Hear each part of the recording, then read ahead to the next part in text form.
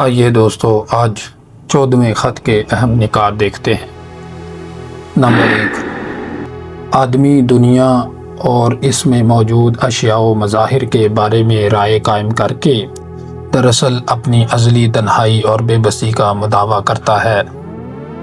Number 2، بغیر کسی موقف کے دنیا میں جینے والا آدمی اس سیارے کی سب سے تنہا مخلوق ہے۔ نمبر 3، تم کسی شخص کی آراء سے یہ بآسانی جان سکتے ہو کہ وہ کس قسم کی دنیا اپنے اور دوسروں کے لیے پسند کرتا ہے۔ نمبر 4، گروہ اپنی طرف پلٹنے یعنی اپنی اصل کو سمجھنے کے بجائے دوسروں پر جھپٹنے کا زیادہ قائل ہوتا ہے۔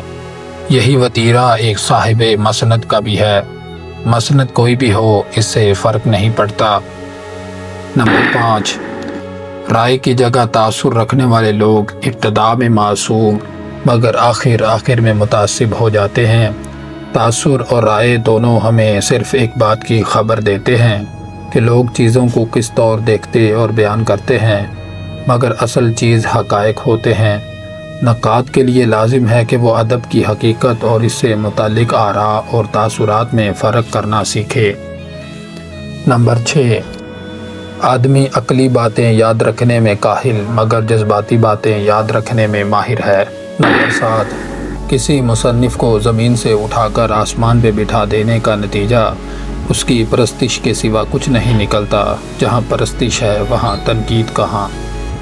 نمبر 8، خطاب اور تاثر رکھنے والا مسحور کرتا ہے جبکہ رائے رکھنے والا کچھ نہ کچھ منطق ہونے کی بنا پر قائل کرنے کی کوشش کرتا ہے۔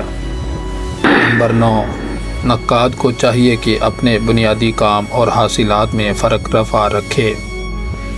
نمبر 10، ادبی تنقید کا بنیادی کام یہ ہے کہ وہ کسی تحریر کے فن پارے کے طور پر قائم ہونے کے اصولوں کا محاکمہ کرے اور ان اصولوں کے بارے میں کسی ابہام کا شکار نہ ہو۔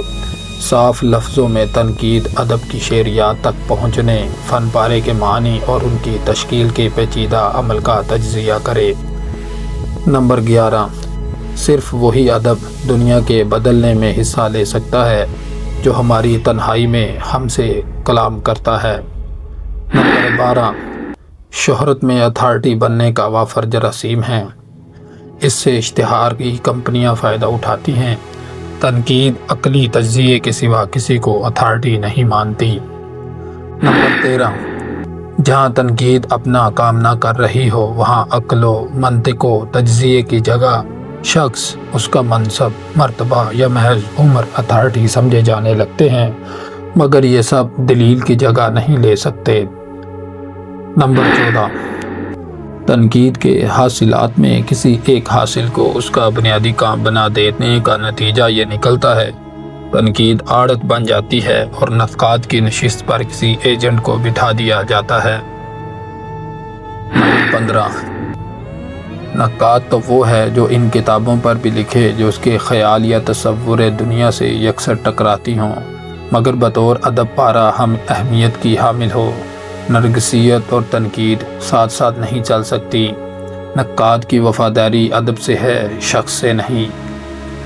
نمبر 16، نقاد بت سازی کے عمل میں شریک ہونے کے بجائے اس عمل کا تجزیہ کرتا ہے۔ نمبر 17، شعریات وہ سرچشمہ ہے جہاں سے ادب بطور ادب نمو کرتا ہے اور خود کو غیر ادب سے جدا کرتا ہے۔ شعریات کو تم ادب اور دوسری کتابوں کے انتھک مطالعے کے بعد ہی گرفت میں لے سکو گے۔ نمبر 18، اچھے فن پارے کی طرف آدمی کھنچا چلا جاتا ہے، تنقید سپردگی میں ہوشیاری کو لازم قرار دیتی ہے۔ نمبر 19، اگر نقاد اس خیال سے کسی کتاب پر لکھے کہ لوگ اس کی طرف متوجہ ہوں گے تو یہ خیال اس کے طریقہ نقد پر بری طرح اثر انداز ہوگا، وہ خود سے یا زیر نقد کتاب سے بے ایمانی کا مرتکب ہوگا۔ نمبر 20، نقاد اپنے طریقہ کار کی پوری دیانتداری سے پابندی کرتے ہوئے کتابوں کا تجزیہ کرتا ہے، نتیجہ کچھ نکلے، کوئی کتاب یہ یا متن اعلیٰ ثابت ہو یا اسفل، لوگ اسے پسند کریں یا اس سے دور ہوں، نقاد کو اس سے غرض نہیں ہونی چاہیے۔ نمبر 21۔ نقاد اور قاری میں یہ فرق ہے کہ قاری بس سیر کرتا ہے، نقاد سفر نامہ بھی لکھتا ہے۔ ایک قاری متن اور خود اپنے خیالات پر ارتکاز کرنا سیکھ لے اور اس ارتکاز سے وابستہ ذمہ داریوں کو پورا کرنے پر کمر باندھ لے، اپنی ذہنی کاہلی اور سرسری پن سے نجات پا لے تو وہ نقاد ہے۔ یہ اس خط کے اہم نکات تھے۔ اسی خط کا ایک اہم سوال بھی ہے، وہ بھی آپ کے سامنے پیش کرتے ہیں۔ اس خط میں 2 اہم سوال ہیں۔ کیا نقاد کا کام اچھے ادب کی تشویق پیدا کرنا ہے؟